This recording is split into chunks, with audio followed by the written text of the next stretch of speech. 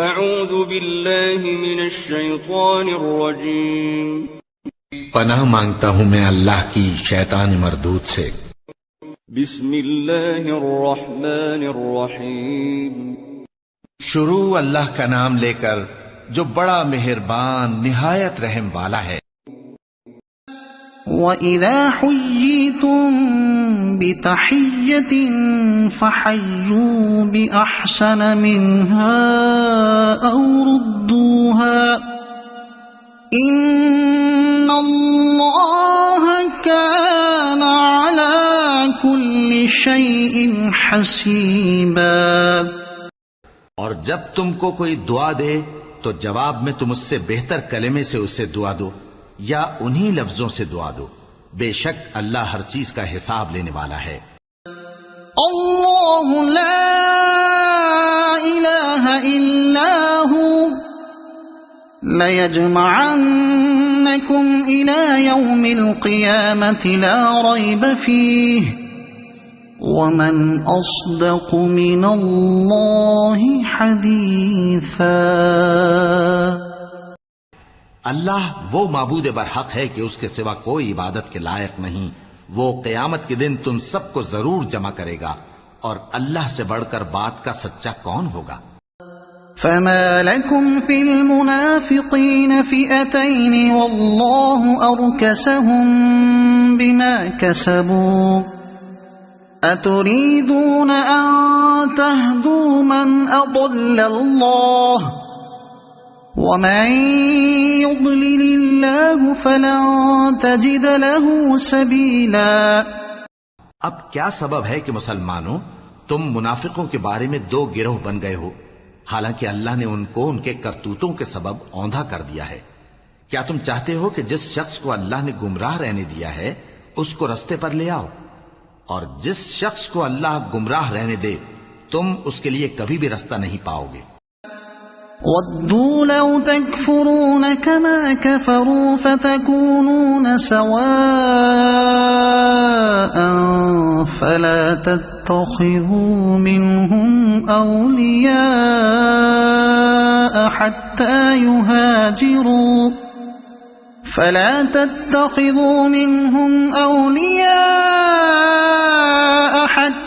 يُهَاجِرُوا فِي سَبِيلِ اللَّهِ فَإِن تَوَلَّوْا فَخُذُوهُمْ وَاقْتُلُوهُمْ حَيْثُ وَجَدتُّمُوهُمْ وَلَا تَتَّخِذُوا مِنْهُمْ وَلِيًّا وَلَا نَصِيرًا.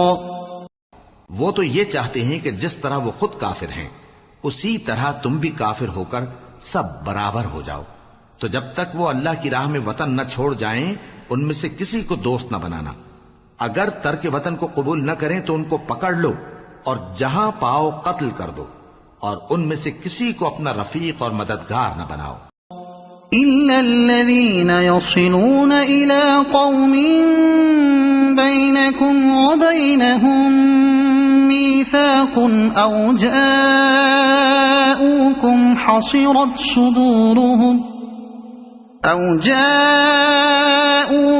حصرت صدورهم أن يقاتلوكم أو يقاتلوا قومهم ولو شاء الله لسلطهم عليكم فلقاتلوكم فإن اعتزلوكم فلم يقاتلوكم وألقوا إليكم السلم فما جعل الله لكم عليهم سبيلا. مگر جو لوگ ایسے لوگوں سے جا ملے ہوں جن میں اور تم میں صلح کا عہد ہو یا اس حال میں کہ ان کے دل تمہارے ساتھ یا اپنی قوم کے ساتھ لڑنے سے بھیج رہے ہوں تمہارے پاس آ جائیں تو اور بات ہے. اور اگر اللہ چاہتا تو ان کو تم پر غالب کر دیتا تو وہ تم سے ضرور لڑتے. پھر اگر وہ تم سے کنارہ کشی کریں یعنی تم سے نہ لڑیں اور تمہاری طرف صلح کا پیغام بھیجیں تو اللہ نے تمہارے لیے ان پر زبردستی کرنے کی کوئی سبیل مقرر نہیں کی. ستجدون آخرین یریدون ان یأمنوکم ویأمنوا قومهم كلما ردوا إلى الفتنة أركسوا فيها فإن لم يعتزلوكم ويلقوا إليكم السلم ويكفوا أيديهم فخذوهم واقتلوهم حيث ثقفتموهم وأولئكم جعلنا لكم عليهم سلطانا مبينا۔ تم کچھ اور لوگ ایسے بھی پاؤ گے جو یہ چاہتے ہیں کہ تم سے بھی امن میں رہیں اور اپنی قوم سے بھی امن میں رہیں، لیکن جب فتنہ انگیزی کو بلائے جائیں تو اس میں اوندھے منہ گر پڑیں۔ تو ایسے لوگ اگر تم سے لڑنے سے کنارہ کشی نہ کریں اور نہ تمہاری طرف پیغام صلح بھیجیں اور نہ اپنے ہاتھوں کو روکیں تو ان کو پکڑ لو اور جہاں پاؤ قتل کر دو، اور انہی لوگوں کے مقابلے میں ہم نے تمہیں کھلی چھوٹ دے دی۔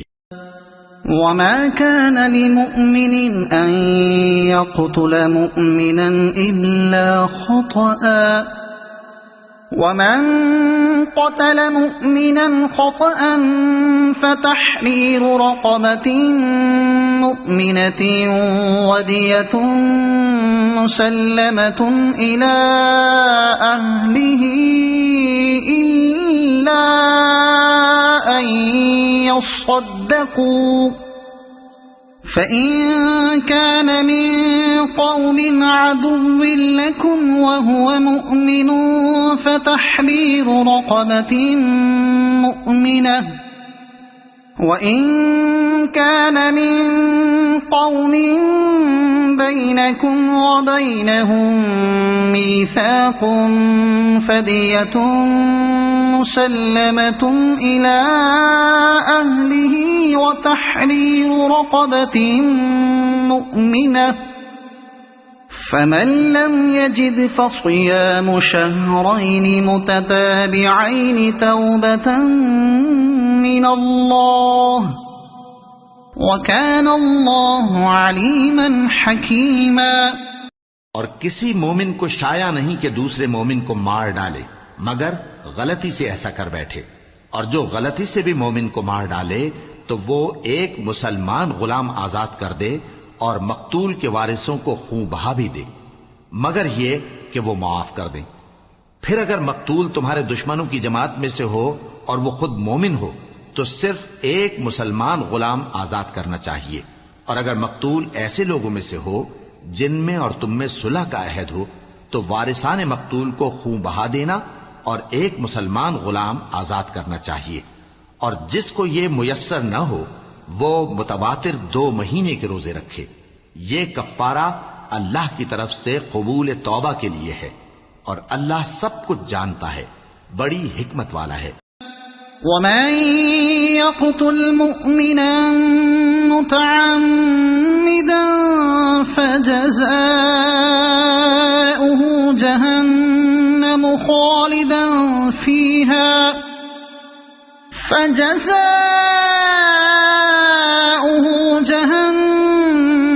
خالدا فيها وغضب الله عليه ولعنه وأعد له عذابا عظيما۔ اور جو شخص کسی مسلمان کو قصدن مار ڈالے گا تو اس کی سزا دوزخ ہے جس میں وہ ہمیشہ جلتا رہے گا، اور اللہ اس پر غضبناک ہوگا اور اس پر لعنت کرے گا، اور ایسے شخص کے لیے اس نے بڑا سخت عذاب تیار کر رکھا ہے۔ يا أيها الذين آمنوا إذا ضربتم في سبيل الله فتبينوا ولا تقولوا لمن ألقى إليكم السلام لست مؤمنا تبتغون عرض الحياة الدنيا فعند الله مغانم كثيرة كذلك كنتم من قبل فمن الله عليكم فتبينوا إن الله كان بما تعملون خبيرا۔ مومنو، جب تم اللہ کی راہ میں باہر نکلا کرو تو تحقیق سے کام لیا کرو، اور جو شخص تم کو سلام کرے اس سے یہ نہ کہو کہ تم مومن نہیں ہو، کہ اس سے تمہاری غرض یہ ہو کہ دنیا کی زندگی کا فائدہ حاصل کرو۔ سو اللہ کے پاس بہت سی غنیمتیں ہیں، تم بھی تو پہلے ایسے ہی تھے، پھر اللہ نے تم پر احسان کیا، چنانچہ آئندہ تحقیق کر لیا کرو۔ بے شک جو عمل تم کرتے ہو اللہ کو سب کی خبر ہے۔ لا يستوي القاعدون من المؤمنين غير أولي الضرر والمجاهدون في سبيل الله بأموالهم وأنفسهم فضل الله المجاهدين بأموالهم وأنفسهم على القاعدين درجة وَكُلًّا وَعَدَ اللَّهُ الْحُسْنَى وَفَضَّلَ اللَّهُ الْمُجَاهِدِينَ عَلَى الْقَاعِدِينَ أَجْرًا عَظِيمًا۔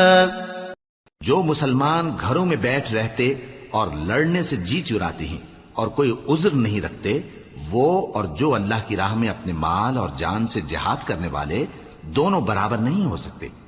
مال اور جان سے جہاد کرنے والوں کو بیٹھ رہنے والوں پر اللہ نے درجے میں فضیلت بخشی ہے، اور بہترین انجام کا وعدہ اللہ نے سب سے کیا ہے، اور اجر عظیم کے لحاظ سے اللہ نے جہاد کرنے والوں کو بیٹھ رہنے والوں پر کہیں فضیلت بخشی ہے۔ درجات منه ومغفرة ورحمة وَكَانَ اللَّهُ غَفُورًا رَحِيمًا، یعنی اللہ کی طرف سے درجات میں اور بخشش میں اور رحمت میں، اور اللہ بڑا بخشنے والا ہے، بڑا مہربان ہے۔